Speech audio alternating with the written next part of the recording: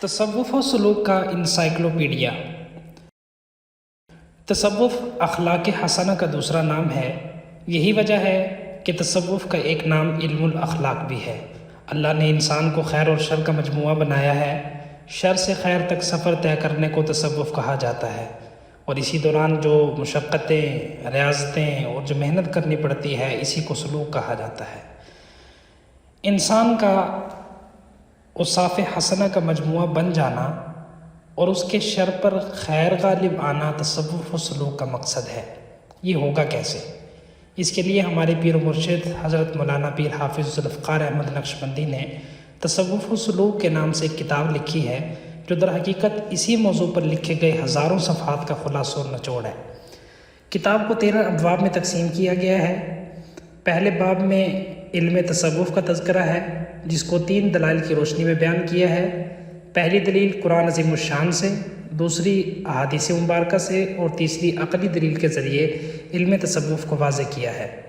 اسی کے ساتھ علم تصوف مشاہیر امت کی نظر میں عنوان کے تحت حضرت امام مالک بن انس، امام ربانی مجدد الافسانی، حاجی امداد اللہ مہاجر مکی، امام ابو القاسم قشیری اور شیخ ابو طالب مکی رحمۃ اللہ علیہم کا علم تصوف کے بارے میں ان کا نقطہ نظر بیان کیا ہے۔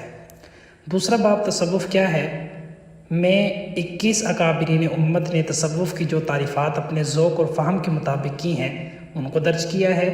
تیسرا باب لفظ صوفی کی تحقیق پر مشتمل ہے، جس میں صوفی کی شافی تحقیق کے بعد 4 سوالات ذکر کیے۔ مثلاً صوفی کا لفظ کب سے استعمال ہوا؟ صحابہ کرام رضوان اللہ تعالی علیہم اجمعین کے دور میں تو کسی کو صوفی نہیں کہا جاتا تھا۔ صوفی کا ذکر قرآن و حدیث میں کہاں ہے؟ جیسے سوالات کے تشفی جوابات نقل کیے ہیں۔ بیت طریقت کا شرعی ثبوت۔ چوتھا باب ہے جس میں بیت کی اقسام ذکر کی ہیں، اور بیت طریقت کے متعلق 20 سوالوں کے جوابات تحریر کیے ہیں۔ پانچواں باب ضرورت مرشد کے عنوان سے قائم کیا ہے، جس کے ثبوت کے لیے 5 دلائل قرآن عظیم الشان سے نقل کیے ہیں، 4 دلائل احادیث مبارکہ سے، 7 عقلی دلائل اور احوال الصالحین سے 20 دلائل ذکر کر کے مضمون کو نہایت واضح کیا ہے۔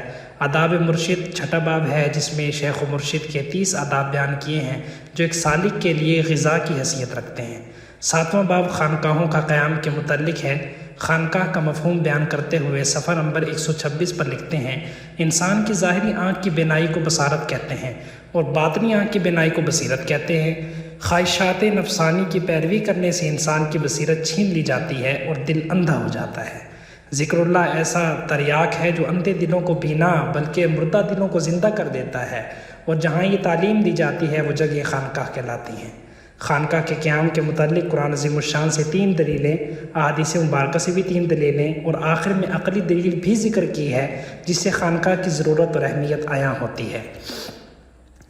اعتقادات کے تحت 24 مسائل کا تذکرہ کیا ہے، جس میں افراط و تفرید کی نشاندہی اور اس سے بچنے کی مکمل تعلیم موجود ہے۔ پیری مریدی کے نام سے معاشرے میں چند نادان دوستوں نے جو خرافات پھیلائی ہیں، اسی باب میں اس کا مکمل تدارک کیا گیا ہے۔ 10واں باب معمولات شب و روز کے عنوان سے قائم ہے۔ بیت کے بعد سالک کے لیے شیخ زندگی گزارنے کی ایک مکمل ترتیب بیان کرتا ہے۔ سالک اگر انہی خطوط پر اپنی زندگی گزارتا ہے تو اپنی آنکھوں سے اس کے بیش بہا فوائد محسوس کرتا ہے، اور روحانی منازل طے کرنے میں انتہائی آسانی ہوتی ہے۔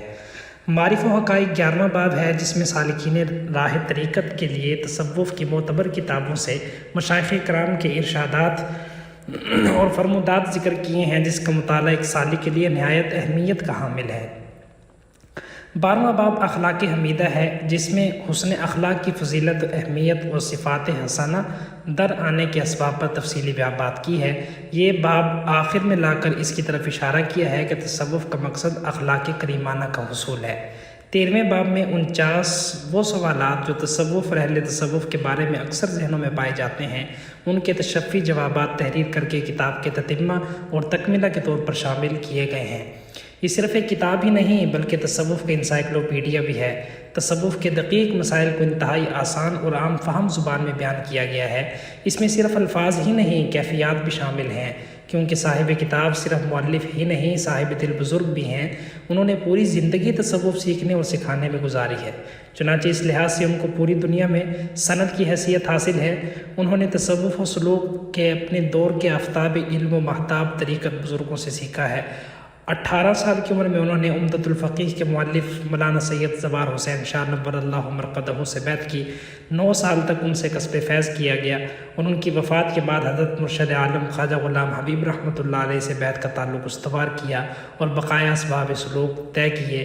انہوں نے 1983 میں اجازت و خلافت کی خلعت سے سرفراز فرمایا اور سلسلہ کی خدمت و اشاعت کی ذمہ داری ان کے سپرد کی۔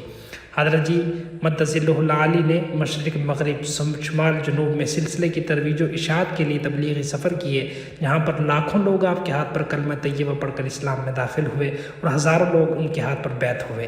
سینکڑوں کتابیں بھی لکھیں جو مختلف زبانوں میں شائع ہو کر مخلوق خدا کے لیے نفع کا سبب پر نہیں ہیں۔ تصوف و سلوک اسی محنت کی ایک سنہری کڑی ہے۔ سلوک سیکھنے والوں کے لیے یہ کتاب ایک راہنما کی حیثیت رکھتی ہے۔ حضرت جی کی تمام کتابوں کی طرح یہ کتاب بھی مکتبۃ الفقیہ نے دیدہ زیب سر ورق بہترین کاغذ اور معیاری پرنٹنگ کے ساتھ شائع کی ہے۔ خواہش مند حضرات درج ذیل نمبر پر رابطہ کر کے کتاب حاصل کر سکتے ہیں۔